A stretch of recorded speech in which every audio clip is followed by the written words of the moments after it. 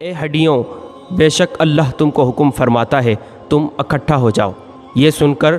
بکھری ہوئی ہڈیوں میں حرکت پیدا ہوئی اور ہر آدمی کی ہڈیاں جمع ہو کر ہڈیوں کے ڈھانچے بن گئے۔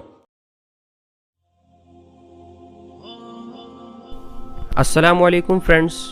میں ہوں آپ کا host Rizwan Siddiqui. Welcome to my channel حال اسلامنا۔ یہ حضرت حزقیل علیہ السلام کی قوم کا ایک بڑا ہی عبرت خیز اور انتہائی نصیحت آمیز واقعہ ہے، جس کو خداوند قدس نے قرآن مجید کی سورہ بقرہ میں بیان فرمایا ہے۔ حضرت حزقیل علیہ السلام حضرت موسیٰ علیہ السلام کے تیسرے خلیفہ ہیں جو منصب نبوت پر فائز کیے گئے۔ حضرت موسیٰ علیہ السلام کی وفات اقدس کے بعد آپ کے خلیفہ اول حضرت یوشع بن نون علیہ السلام ہوئے، جن کو اللہ تعالیٰ نے نبوت عطا فرمائی۔ ان کے بعد حضرت کالب بن یوحنا علیہ السلام حضرت موسیٰ علیہ السلام کی خلافت سے سرفراز ہو کر مرتبہ نبوت پر فائز ہوئے۔ پھر ان کے بعد حضرت حزقیل علیہ السلام حضرت موسیٰ علیہ السلام کے جانشین اور نبی ہوئے۔ حضرت حزقیل علیہ السلام کا لقب ابن العجوز ہے اور آپ ذوالکفل بھی کہلاتے تھے۔ ابن العجوز کہلانے کی وجہ یہ ہے کہ یہ اس وقت پیدا ہوئے تھے جب آپ کی والدہ ماجدہ بہت بوڑھی ہو چکی تھیں، اور آپ کا لقب ذوالکفل اس لیے ہوا کہ آپ نے اپنی کفالت میں لے کر 70 انبیاء کرام کو قتل سے بچا لیا تھا، جن کے قتل پر یہودی قوم آمادہ ہو گئی تھی۔ پھر یہ خود ہی خدا کے فضل و کرم سے یہودیوں کی تلوار سے بچ گئے اور برسوں زندہ رہ کر اپنی قوم کی ہدایت فرماتے رہے۔ بنی اسرائیل کی ایک جماعت جو حضرت حزقیل علیہ السلام کے شہر میں رہتی تھی، شہر میں طاعون کی وبا پھیل جانے سے ان لوگوں پر موت کا خوف سوار ہو گیا، اور یہ لوگ موت کے ڈر سے سب کے سب شہر چھوڑ کر ایک جنگل میں بھاگ گئے اور وہیں رہنے لگے۔ تو اللہ تعالیٰ کو ان لوگوں کی یہ حرکت بہت زیادہ ناپسند ہوئی، چنانچہ اللہ تعالیٰ نے ایک عذاب کے فرشتے کو اس جنگل میں بھیج دیا، جس نے ایک پہاڑ کی آڑ میں چھپ کر اور چیخ مار کر بلند آواز سے یہ کہا کہ تم سب مر جاؤ۔ اور اس مہیب اور بھیانک چیخ کو سن کر بغیر کسی بیماری کے بالکل اچانک یہ سب کے سب مر گئے، جن کی تعداد 70,000 تھی۔ ان مردوں کی تعداد اس قدر زیادہ تھی کہ لوگ ان کے کفن دفن کا کوئی انتظام نہیں کر سکے، اور ان مردوں کی لاشیں کھلے میدان میں بے گور و کفن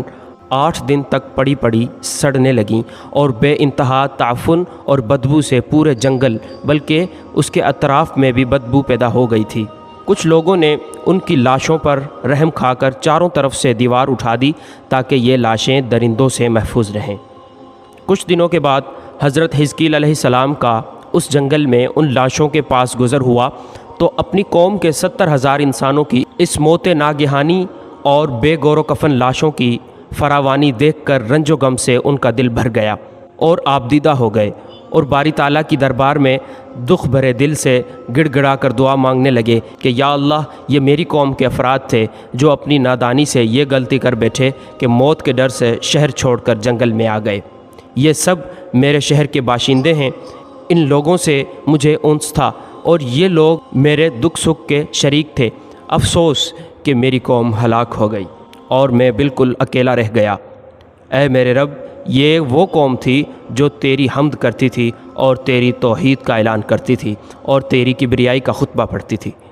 آپ بڑے سوز دل کے ساتھ دعا میں مشغول تھے کہ اچانک آپ پر یہ وحی اتر پڑی کہ اے حزقیل، آپ ان بکھری ہڈیوں سے فرما دیجئے کہ اے ہڈیوں، بے شک اللہ تم کو حکم فرماتا ہے تم اکٹھا ہو جاؤ۔ یہ سن کر بکھری ہوئی ہڈیوں میں حرکت پیدا ہوئی اور ہر آدمی کی ہڈیاں جمع ہو کر ہڈیوں کے ڈھانچے بن گئے۔ پھر یہ وحی آئی کہ اے حزقیل علیہ السلام، آپ فرما دیجئے کہ اے ہڈیوں، تم کو اللہ کا یہ حکم ہے کہ تم گوشت پہن لو۔ یہ کلام سنتے ہی ہڈیوں کے ڈھانچوں پر گوشت پوست چڑھ گئے۔ پھر تیسری بار یہ وحی نازل ہوئی، اے حزقیل، اب یہ کہہ دو کہ اے مردو، خدا کے حکم سے تم سب اٹھ کر کھڑے ہو جاؤ۔ چنانچہ آپ نے یہ فرما دیا تو آپ کی زبان سے یہ جملے نکلتے ہی 70,000 لاشیں دم زدن میں ناگہاں یہ پڑھتے ہوئے کھڑی ہو گئی کہ سبحانک اللہم و بحمدک لا الہ الا انت۔ پھر یہ سب لوگ جنگل سے روانہ ہو کر اپنے شہر میں آ کر دوبارہ آباد ہو گئے اور اپنی عمروں کی مدت بھر زندہ رہے، لیکن ان لوگوں پر اس موت کا اتنا نشان باقی رہ گیا تھا کہ ان کی اولاد کے جسموں سے سڑی ہوئی لاش کی بدبو برابر آتی رہی، اور یہ لوگ جو کپڑا بھی پہنتے تھے وہ کفن کی صورت میں ہو جاتا تھا، اور قبر میں جس طرح کفن میلا ہو جاتا تھا ایسا ہی میلا پن ان کے کپڑوں پر نمودار ہو جاتا تھا۔ چنانچہ یہ اثرات آج تک ان یہودیوں میں پائے جاتے ہیں جو ان لوگوں کی نسل سے باقی رہ گئے ہیں۔ یہ عجیب و غریب واقعہ قرآن مجید کی سورہ بقرہ میں خداوند قدس نے اس طرح بیان فرمایا ہے۔ ترجمہ: اے محبوب، کیا تم نے نہ دیکھا انہیں جو اپنے گھروں سے نکلے اور وہ ہزاروں تھے موت کے ڈر سے، تو اللہ نے ان سے فرمایا مر جاؤ، پھر انہیں زندہ فرما دیا۔ بے شک اللہ لوگوں پر فضل کرنے والا ہے، مگر اکثر لوگ ناشکرے ہیں۔